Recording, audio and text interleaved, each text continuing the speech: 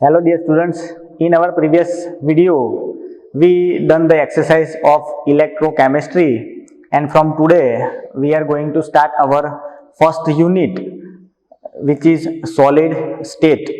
You know the basic about solid. Solid can be divided into two parts, crystalline solid and amorphous solid. We will discuss over here, but before, in ancient times, there are two main categories which is known as liquid and gases. They have the tendency to flow, so these liquid and gases are known as fluids. But in recent scenario, the chemical experiment done by the scientists and discovery of a new solid materials, and the example of this new material is carbon nanotubes.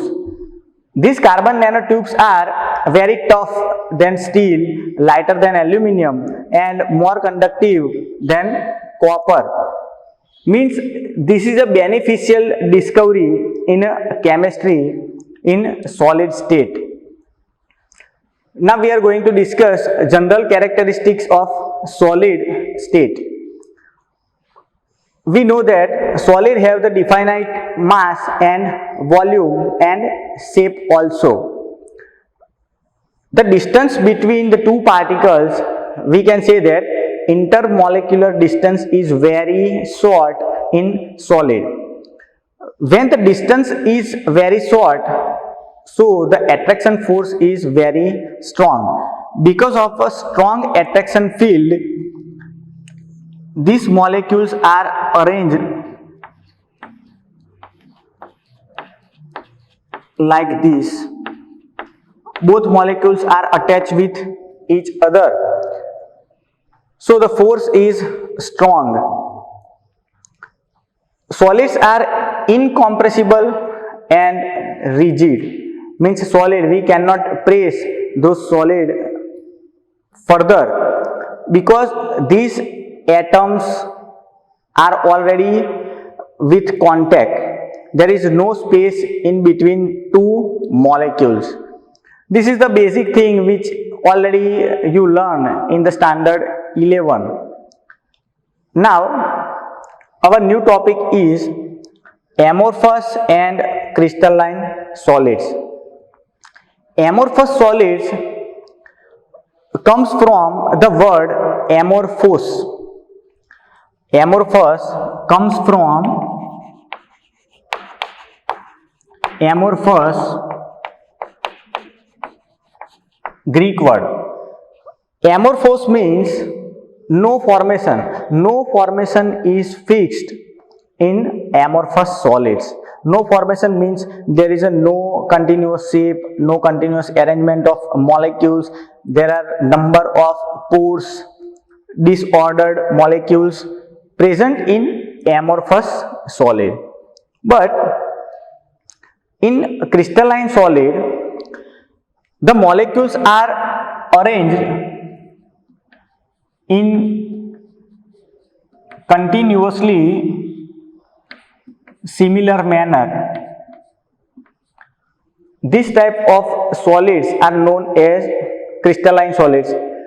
Crystalline means you can feel the shape, you can feel the corners of shape in crystalline solid. But in amorphous, the arrangement of molecule is not fixed.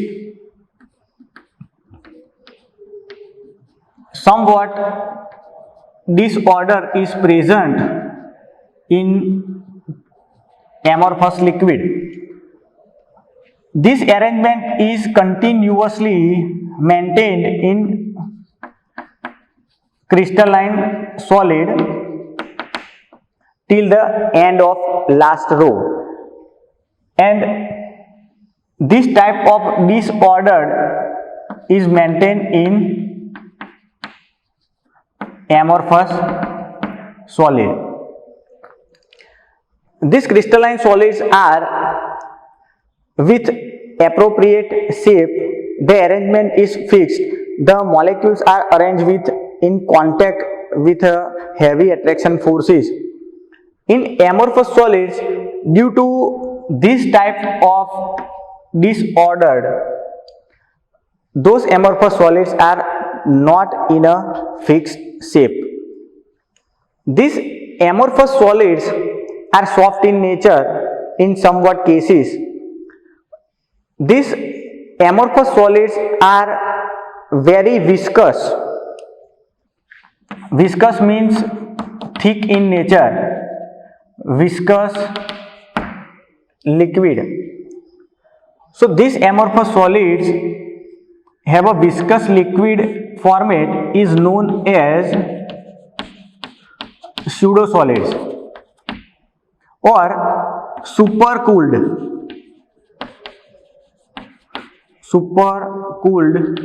solids.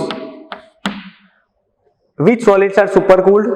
Amorphous solids which have the viscous liquid nature is known as pseudosolids. In crystalline solids, you will get fixed melting point or boiling point, but in amorphous liquid, you will get the range of temperature. Suppose I want to say some metals are melt at the temperature of 1200 degrees Celsius. This is one just example. So we can say that we have a fixed value of melting point or boiling point, but in amorphous solid we did not have any fixed value of a temperature. So crystalline solids are isotropic and anisotropic or amorphous solids. These two solids, one is amorphous and another one is crystalline. These amorphous liquids or solids are isotropic in nature. Isotropic in nature means same direction. The chemical properties like mechanical strength, electrical conductivity and refractive index, all three chemical properties are same in all the directions. So we can say that these amorphous solids are isotropic in nature, whereas the crystalline solids are anisotropic in nature. Anisotropic means multi-dimensional.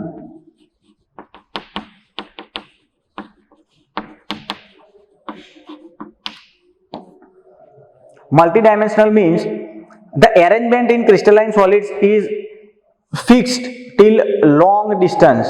So every crystal has the different chemical properties like mechanical strength, refractive index and electrical conductivity. I am going to give you the basic examples to identify the crystalline and amorphous solids. Crystalline solids means you can feel the corners and you can feel the shape of crystalline solids like sugar. We know in our home the sugar particles has the corners. When we press that cube or small amount of sugar in our pinch, then you definitely feel the corner. But in amorphous solids, we taking the example of a talcum powder. Suppose you press the talcum powder in our pinch, you cannot feel the shape of any bead. In the example of amorphous, you can say that quartz glass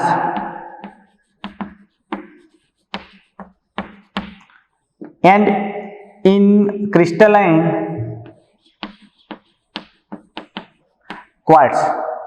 Quartz has the fixed structure. Quartz means SiO2, silica, and quartz glass.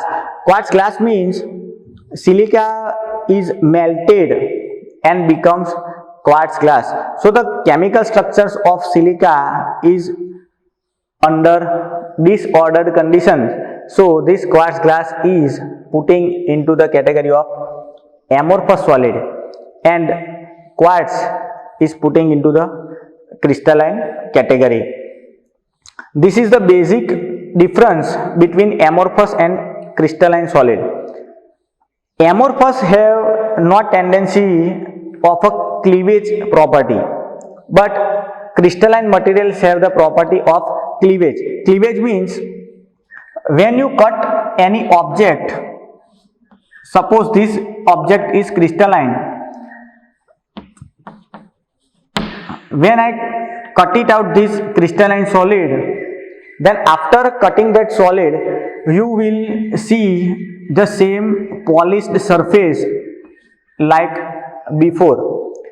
But in amorphous solid, when you cut it down the particle, then this surface is going to be irregular, so you will not get any polished surface.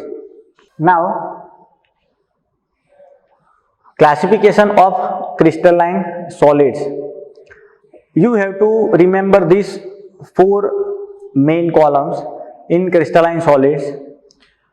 We are going to discuss over here various types of solid. Our first is molecular solid. Molecular solid have the constituent particles as molecule. Now, the forces, these molecular solids are further divided into three subparts: non-polar, polar, and third one is hydrogen bonded solids.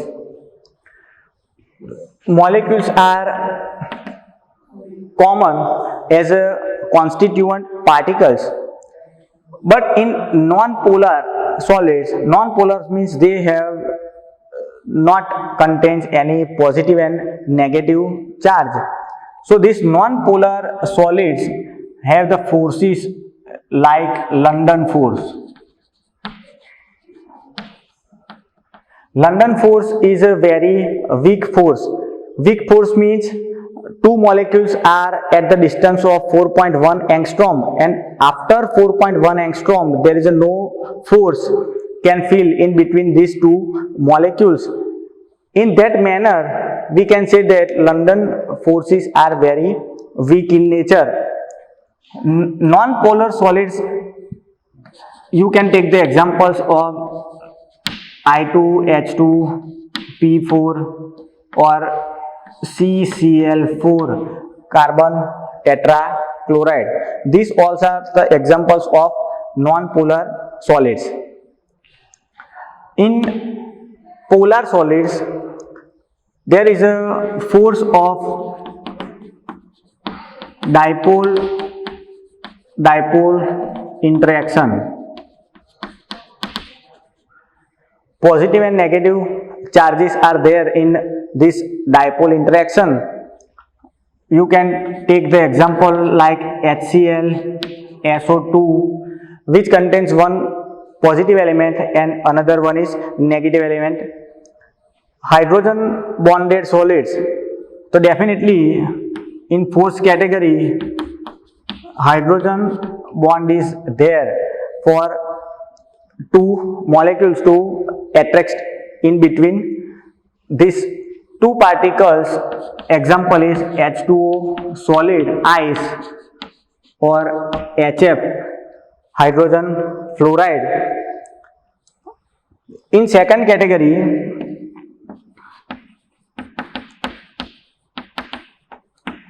ionic solids. In ionic solids, The constituent particles are known as ions. When ions are present, then the force is known as Coulombic force. Coulombic force, or you can say electrostatic force. Coulombic force means positive charge and negative charge will attract each other. Ionic solids, you know the examples like NaCl, CaF2, KCl, MgCl2. These type of examples are considered in ionic solids. These molecular solids all are in insulated nature. Insulator means they cannot pass the electricity. But in these ionic solids, when the ions are present, the current is passed into the liquid format. In solid format, there is no conductivity of electricity. Suppose this NaCl solid cannot passing the electricity, but if this NaCl is in a molten state, then definitely the current will pass from the liquid medium.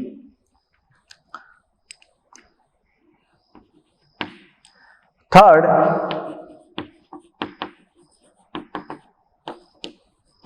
category is metallic solids. Metallic solids have the constituent particles like positive ion is in the sea of delocalized electron. Positive ion is in the sea of delocalized electron. Delocalized electron means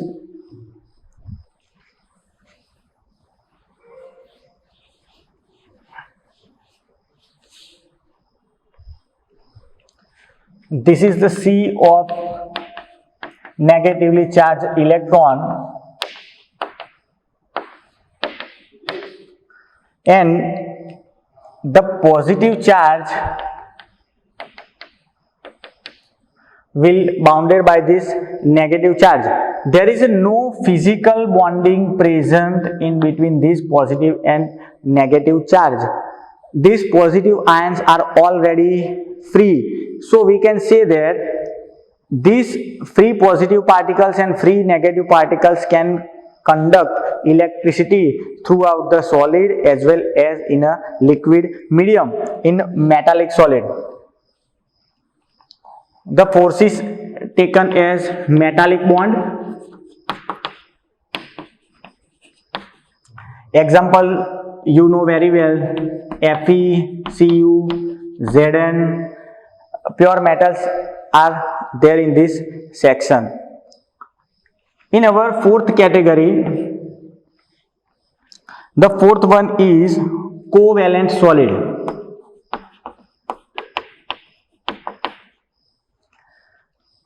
Covalent solids, or we can say network solid. This covalent solids contains the particle as atoms. From these three category, the fourth one is covalent solid is the highestly strong network solids, and they have the forces of covalent bond.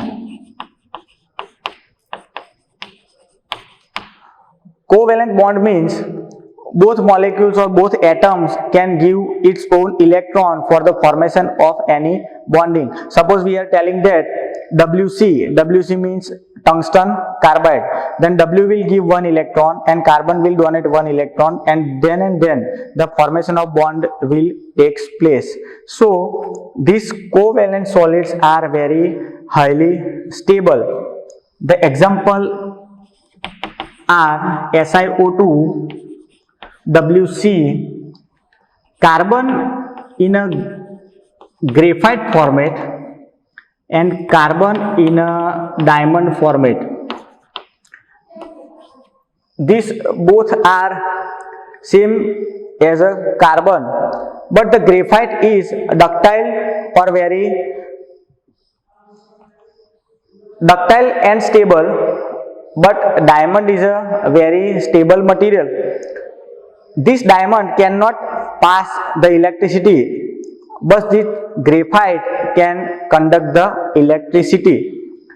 And you see this example in our home in Goodnight or All Out coil, which we are used in plug section. In that bottle, the black rod is outside. That rod is made up of graphite. When this graphite conduct the electricity, then and then your liquid will evaporate in 40 or 45 days. This is the best example of graphite that can conduct the electricity. This is the classification of crystalline solids. After this section, we are going to discuss the main theory of simple cubic shell or simple unit shell. Okay.